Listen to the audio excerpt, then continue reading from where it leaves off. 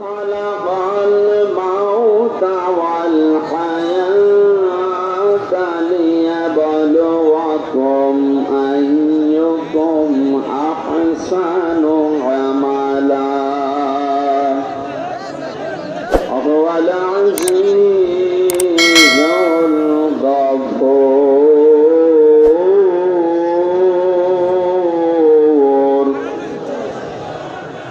صدقت يا ربنا.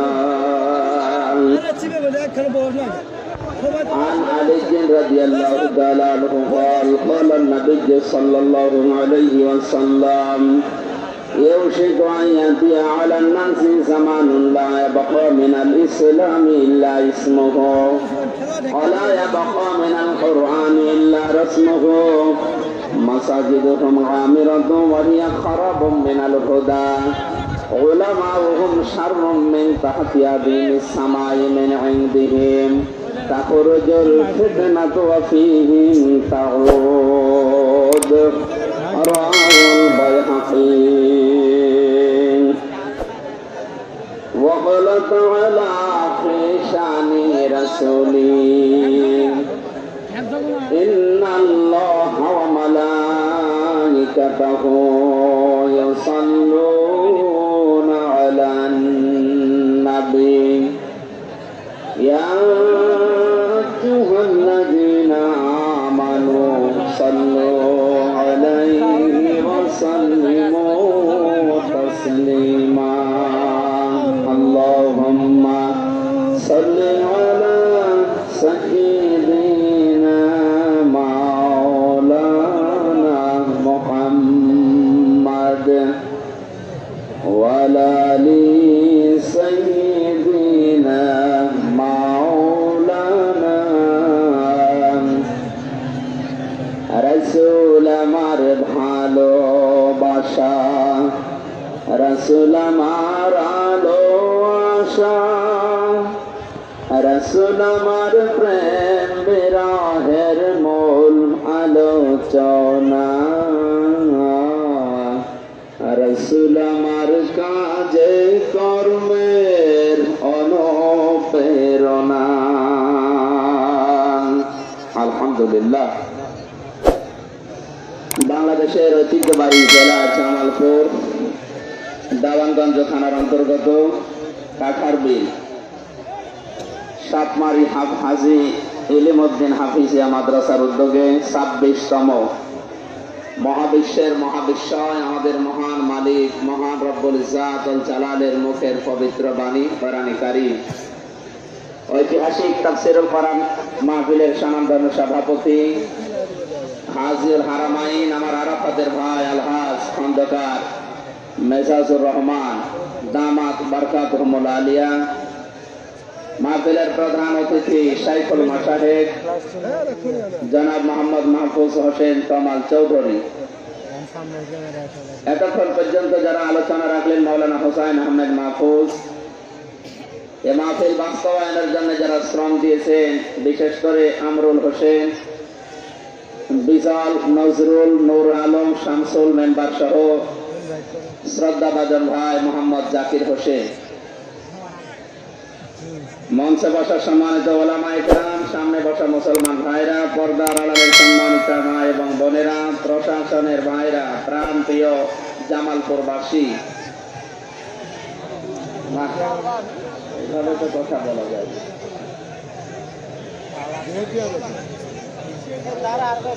আপনাদের এর চাইতে আর বড় মাঠ নেই।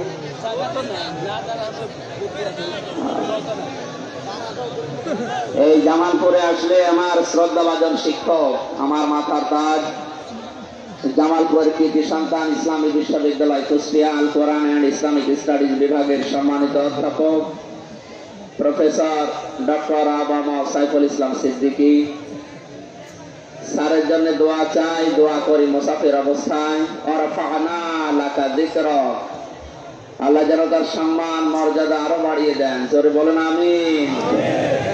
মঞ্চে বসে অনেক আলেম আছে, হয়তো এখানে আসতে অনেকে পারে নাই। আমাদের সাথে আজকে দেওয়ানগঞ্জ কামিল মাদ্রাসার সম্মানিত আরবি প্রভাষক মাওলানা সুলাইমান হোসেন ভাই এসেছে। দামাত বারকাতুল আলিয়া, মইদুল ভাই সহ যত যুবক। কি আশ্চর্য, এটা আমার চাইতে করে কথা।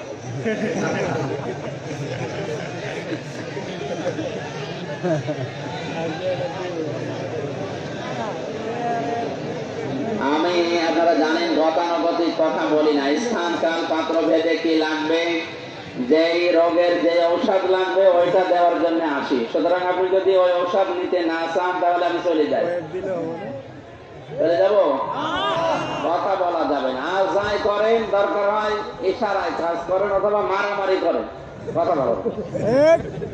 আমি আবার বলছি ভাই, কথা বললে আমি কথা তুলতে পারি না, কথা বলতে করেন।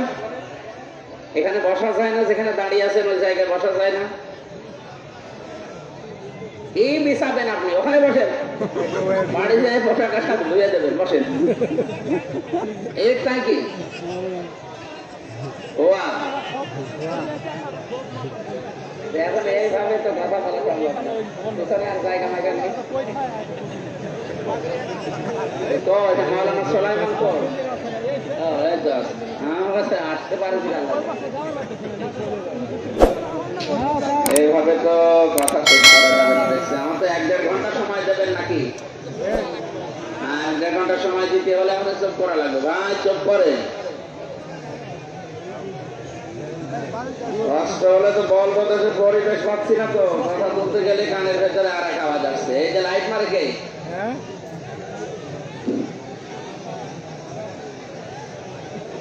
আমি 10 সেকেন্ড সময় দিলাম, 10 সেকেন্ডের ভেতরে যদি কথা বন্ধ না করে আমি আল্লাহুম্মা আমিন বলবো। সুবহানাল্লাহ আলহামদুলিল্লাহ লা ইলাহা ইল্লাল্লাহ।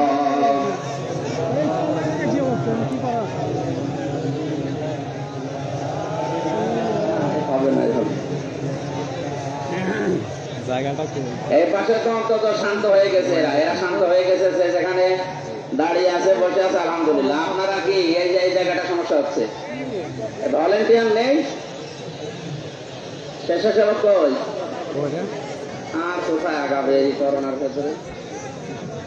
করোনায় তো আরো 1.5 হাত ধরে ফাঁকা করে বসা দরকার। আরে কি অবস্থা! প্রশাসন এই জন্যই তো অনুমতি দেয়নি শেষ পর্যন্ত, বাকিটা আর বললাম না। ইতিহাস সৃষ্টি হয়ে গেছে এই দেশে, জোরে বলেন সুবহানাল্লাহ। আমি ইতিহাসটা নাই বললাম, এই কথা বলা যাবে না। এই জায়গাটা একটু ঠিক করেন তো, যাই কয়েকজন ভলেন্টিয়ার আছেন এই জায়গাটা ঠিক করেন, এখানে বসিয়ে দেন তো। পেছনে একটা দরকার হয়, বুখারী শরীফের হাদিস ধরে ভাবছে না, এই বুখারী শরীফ নেই, নেন এখানে বসান, এইগুলো বসান।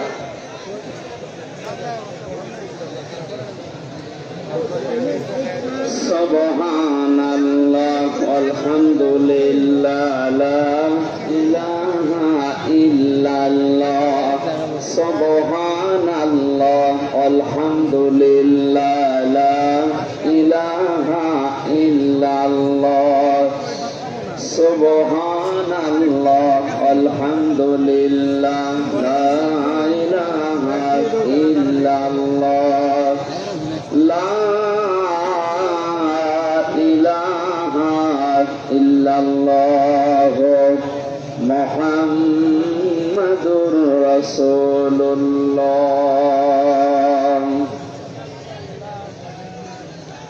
দল মত নির্বিশেষে কোরআনের এই পবিত্র অনুষ্ঠানে যারা হাজির হয়েছি, খুশি হয়ে বলছে আলহামদুলিল্লাহ।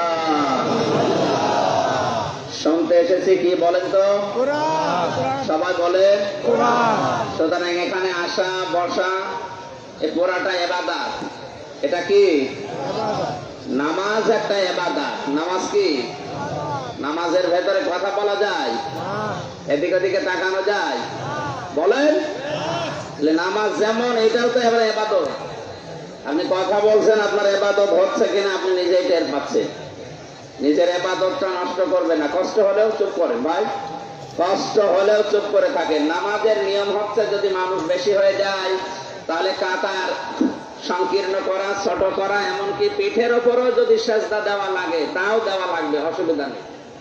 এখানে যদি ওইরকম অবস্থা হয় তো একটু এগিয়ে আসেন সামনে।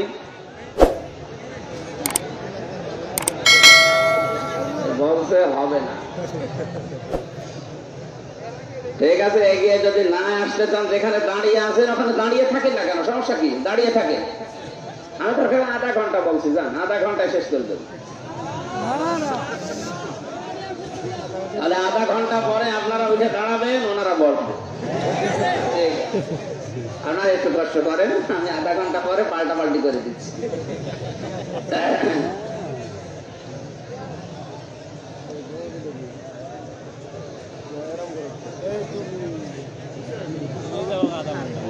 ঠিক আছে,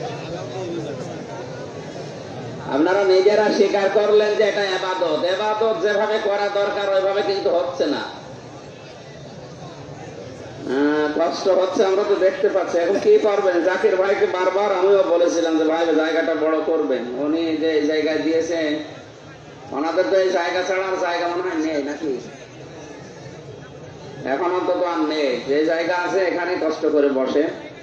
আমরা কোরআনে কারিমের তাফসীর এখানে লিখে দিয়েছেন, তাফসীরুল কোরআন মাহফিল। বাংলাদেশে কথা হয়, আমরা জানি 5 প্রকার। কয় প্রকার?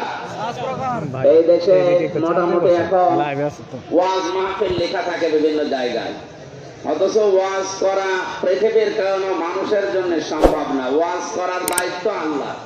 কার? আল্লাহ বলেন ওয়াজ আমি করি।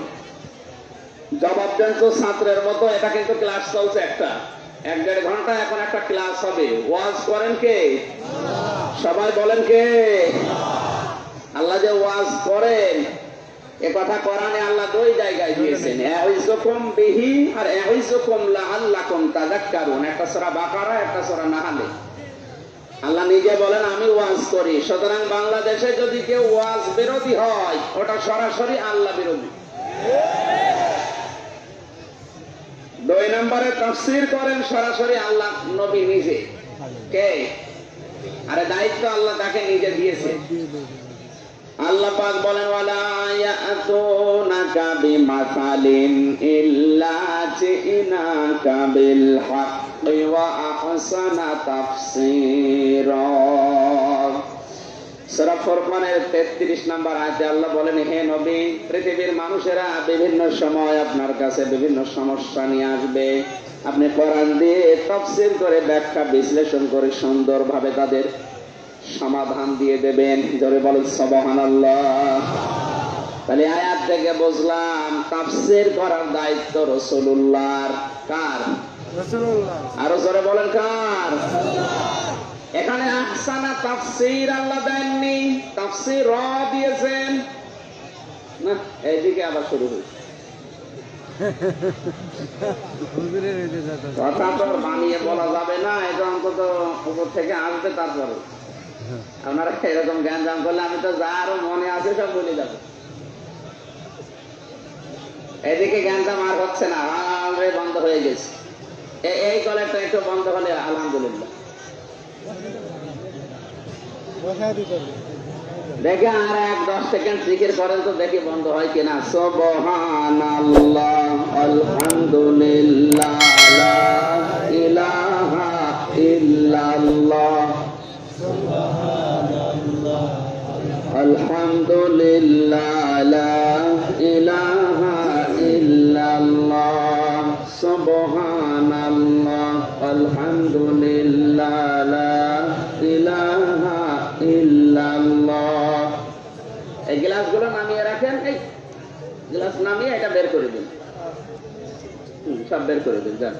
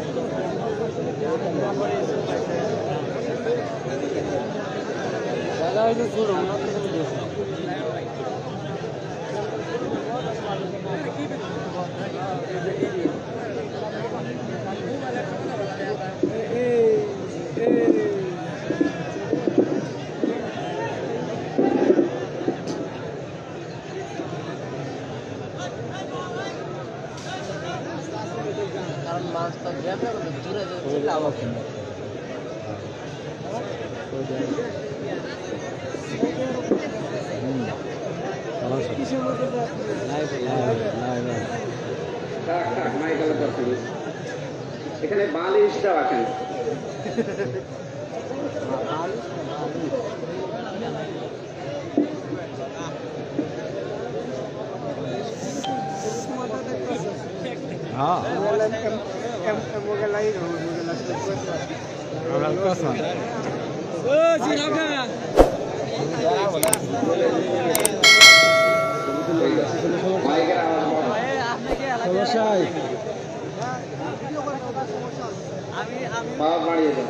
আচ্ছা দেখেন দেখেন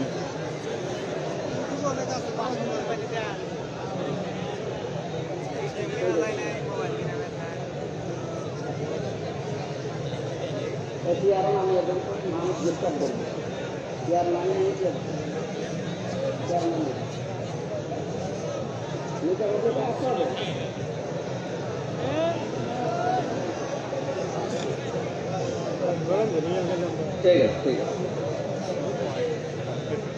সুবহানাল্লাহ আলহামদুলিল্লাহ লা ইলাহা ইল্লাল্লাহ।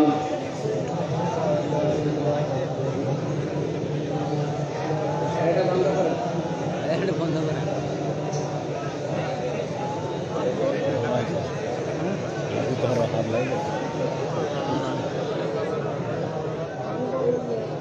ওখানে গড়ি আছে।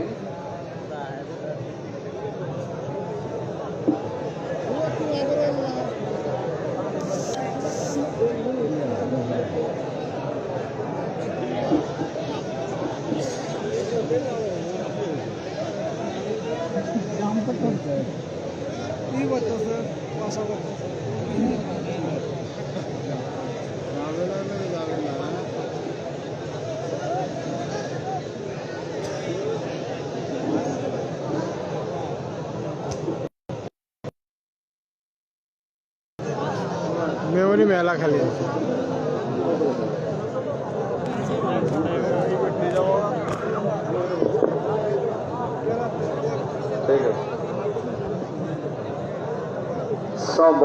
সুবহানাল্লাহ আলহামদুলিল্লাহ লা ইলাহা ইল্লাল্লাহ। সুবহানাল্লাহ আলহামদুলিল্লাহ লা ইলাহা ইল্লাল্লাহ। লা ইলাহা ইল্লাল্লাহ মুহাম্মাদুর রাসূলুল্লাহ। আল্লাহুম্মা সাল্লি আলা সাইয়্যিদিনা মাওলানা মুহাম্মাদ ওয়া আলা আলি সাইয়্যিদিনা মাওলানা। জামালপুরবাসী তাফসীর না দিয়ে আল্লাহ তাফসীর দেওয়ার কারণ হচ্ছে কেন দিয়ে আপনি কিয়ামত পর্যন্ত দুনিয়ায় থাকবেন না, কিন্তু পৃথিবীতে কিয়ামত পর্যন্ত মানুষ আসবে, তাদের বিভিন্ন সময় বিভিন্ন সমস্যা দেখা দেবে। আপনার মতো এই পৃথিবীতে আপনার ওয়ারিস দুনিয়াতে যারা থাকবে, তার মানে আল উলামা ওয়ারাসাতুল আম্বিয়া, নবীদের ওয়ারিস হচ্ছে আলেমরা। কারা? যারা ধন সম্পদ টাকা পয়সা হীরা মণি জহরত এটা রেখে যায়নি, তারা ইলম রেখে গেছে। দুনিয়াতে যারা ইলমের অধিকারী হবে তারা নবীর ওয়ারিস, উত্তরাধিকারী, নায়েবে রাসূল। জোরে বলেন আল্লাহু আকবার। সুতরাং এখন আলেমদের দায়িত্ব হবে বাস্তবতার নিরিখে স্থান কাল পাত্র ভেদে যখন যেটা দরকার কোরআনের সাথে মিলিয়ে ব্যাখ্যা বিশ্লেষণ এবং উত্তম তাফসীর করা। ১৫০০ বছর আগে কিন্তু ভিডিও ক্যামেরা ছিল না, কিন্তু তখন তাফসীর লেখা হয়েছে না হয়নি? জবাব দেন। লিখলো কি করে তারা? কোরআনে কারীম জানিয়েছে ফামান ইয়ামাল মিসকালা যাররাতিন খায়রান ইয়ারা ওয়া মান ইয়ামাল মিসকালা যাররাতিন শাররান ইয়ারা। হে নবী, এই পৃথিবীতে কেউ যারা পরিমাণে যদি ভালো এবং মন্দ কাজ করে, কিয়ামতের দিন তাকে আল্লাহ ওইটা দিয়ে দেবে। কি করবে? আপনি 1000 বছর 1200 বছর আগের যে তাফসীর গুলো দেখবেন, ওখানে দিয়ে দেবে লেখা আছে। কারণ ওই সময় ভিডিও ক্যামেরা আবিষ্কার হয়নি। আর একটা জিনিস অতীত হয়ে যাবার পর আবার ওইটা হুবহু দেখা যায়, জ্ঞানও তখন ছিল না। এজন্য ওই সময় যারা তাফসীর লিখেছে, তখন তারা লিখেছে দেওয়া হবে। কি হবে? অথচ এরা মানে কিন্তু দেওয়া হবে না। দেওয়া হবে আরবি আলাদা আছে। আতা মানে দেওয়া, এরা মানে দেখা।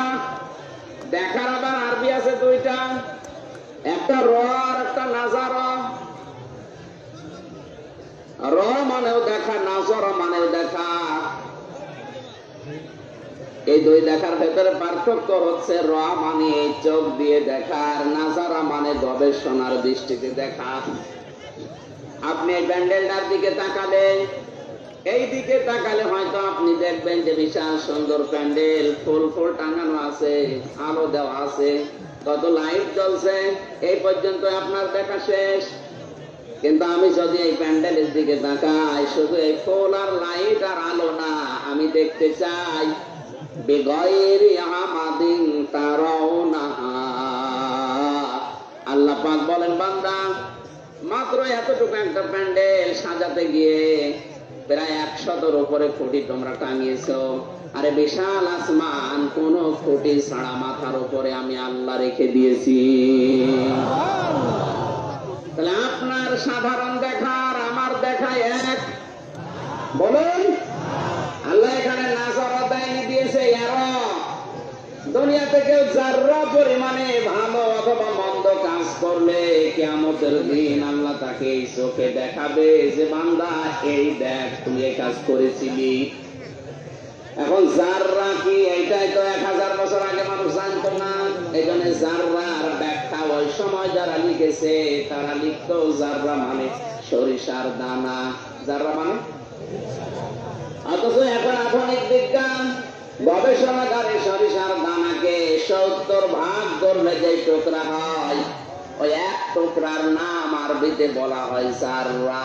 ওই এক টুকরার নাম কি? ওটা খালি চোখে আবার দেখা যায় না, মাইক্রোস্কোপ যন্ত্র লাগে। তার মানে অতটুকু পরিমাণ খারাপ এবং ভালো কাজ যদি দুনিয়ায় কেউ করে, কিয়ামতের দিন আমার আল্লাহ তাকে এইভাবে সব সব দেখাবে। এই আয়াত আধুনিক বিজ্ঞান গবেষণা করার পরে আমার মনে হয় ঈমান যাদের ছিল আরো বেড়ে যাওয়ার কথা। কথা বলেন না কেন? কারণ আপনি কিয়ামতের দিন এভাবে দেখবেন ভিডিও ক্যামেরার মতো। যারা ভিডিও করে রাখার পরে 5 বছর পরে আপনাকে যদি ওইটা হুবহু এই মাহফিলটা দেখানো যায়, আপনার এই 70-80 বছরের জীবনটা আমার আল্লাহ কিন্তু ভিডিও করে রাখছে হাই পাওয়ারের ক্যামেরা দিয়ে। কিয়ামতের দিন আপনি দেখবেন যে আপনি কার গালে থাপ্পড় দিয়েছিলেন, কাকে রাতের আধারে ধরিয়ে দিয়েছিলেন পুলিশের হাতে, সব দেখতে পাবেন। এলাকায় যাতে এগুলো শুরু হয়নি, এই জন্য আয়াত খারাপ। নিজেই ধরিয়ে দেয়, আবার নিজে থানায় গিয়ে ছাড়িয়ে আনে পরিবারের কাছ থেকে। মাঝখান থেকে 20,000 টাকা আল্লাহর ওলি নিয়ে গেছে। এটা মনে হয় কি আমাদের দেখতে পাবে।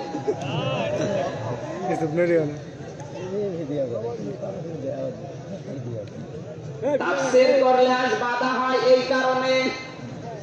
অথচ এই দেশে তাবদীল হচ্ছে। তাবদীল মানে পরিবর্তন করা। আয়াত পড়ছে কোরআনের, হাদিস পড়ছে রাসূলের, কিন্তু ওই জায়গায় নেই, পরিবর্তন করে এমন জায়গায় যাচ্ছে এই আয়াতের সাথে হাদিসের সাথে কোনো মিল নেই। এগুলো এই ময়মনসিংহ বিভাগে আরো বেশি হয়। ঠিক। আয়াত পড়ছে কুল হুয়াল্লাহু আহাদ, হে নবী আপনি বলেন আল্লাহ এক। আয়াত ঠিক আছে না? অর্থ এই কথা বলেন না কেন? সামনে একদিন তর্ণের দরকার।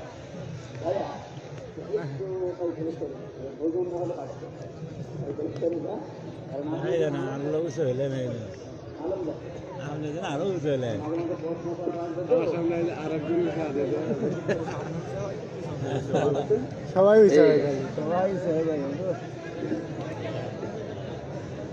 জামালপুরবাসী, আমি কিন্তু কুলহু আল্লাহু আহাদ বললাম, আয়াত ঠিক আছে। হে নবী আপনি বলেন আল্লাহ এক, এ পর্যন্ত ঠিক আছে না? ঠিক নেই? এবার আবার ব্যাখ্যা করছে কি, এই নবী কোন নবী? এ নবী ফাতেমার বাবা। এ ফাতেমা কোন ফাতেমা? হুসাইনের মা। এতক্ষণ তিনি ওয়াজ করলো না। এ হোসাইন কোন হোসাইন? এ কারবালার প্রান্তরে শহীদ হয়েছিল। এবার আপনাদেরকে আমি হোসাইনের জীবনে শোনাবো মাত্র 2 ঘন্টা। আয়াত পড়েছে কি? তাফসীর হচ্ছে হোসাইন আয়াতের সাথে কোনো মিল আছে? এক কথা বলে না কেন? এইগুলো যদি কিয়ামত পর্যন্ত তাবদীল হয়, কিয়ামত পর্যন্ত আপনাকে কেউ বাধা দেবে না। তা আমি যে আয়াত আজকে পড়েছি, ওই আয়াতে যা আছে যদি বলতে দে, এ তাফসীর মাফি, কিয়ামতের আগারে ময়দান হবে না। এখন আপনি বলতে দেবেন না চলে যাব? আলহামদুলিল্লাহ, এখানে তাবদীল হবে না ইনশাআল্লাহ। ইনশাআল্লাহ। কারণ আমরা বাংলাদেশে যে সমস্ত জায়গায় তাবদীল দেখি, নাম দেয় ওরস শরীফ, ওরস মোবারক, নওরস শরীফ, খসরস শরীফ, গোসল শরীফ। ওখানে কোনো বাধা নেই, আরো গরু ছাগল নিয়ে যাচ্ছে। বাংলাদেশে যত বাধা সব তাফসীর মাহফিলে। ওয়াজ মাহফিলেও বাধা কম হয়, কারণ ওয়াজ তো মানুষ করতে পারে না, ওয়াজ করেন সরাসরি কে? আল্লাহ। এজন্য ওয়াজ এখানে ইনশাআল্লাহ সম্ভব না। ওয়াজ আল্লাহ নিজে করেছেন, কোরআন। এখানে হবে তাফসীর। কি হবে? আর এক প্রকার এই দেশে হয়, আওয়াজ হয়। কি হয়? কানে হাত দিয়ে টান দেয়। একদিন নবী মোস্তফায় রাস্তা দিয়ে হেঁটে যায়, হরিণ একটা বান্দা ছিল গাছের তলায়। অথচ এটা কোরআনে নেই, হাদিসে নেই, ইসলামের ইতিহাসেও নেই। ওই ভান্ডারা সব বানিয়েছে। এই অনার্স মাস্টার করা মানুষ জিজ্ঞেস করতে এরকম ঘটনা কোরআন হাদিসে আছে কি? আন্দাজে কানে হাত দিয়ে টান দেয়। আরে দানগঞ্জে দোকানে বসে বসে বলে ওয়াজ হচ্ছে, একেবারে ফাটা। ওয়াজ না আওয়াজ। 5 নম্বরে বেশিরভাগ হয় ওয়াশ। সব আলোচনা দেখবেন রাজনৈতিক মঞ্চে, ওয়াজ মাহফিলে, তাফসীর মাহফিলে, মিলাদ মাহফিলে ওইটা ওয়াশ করে। ও কাফের, ও আওয়ামী লীগ, ও বিএনপি, ও জামাত, ও শিবির, আমি আল্লাহর ওলি। এই ওয়াশ আছে না? আছে না, এখানে ওয়াজ হবে না, আওয়াজ হবে না ইনশাআল্লাহ, তাবদীল হবে না। ওয়াজ আল্লাহ নিজে করেছেন, ওটা বাদ। আমরা করবো তাফসীর। কি করবো? তাফসীর। আর আপনি লিখেও দিয়েছেন তাফসীরুল কোরআন মাহফিল।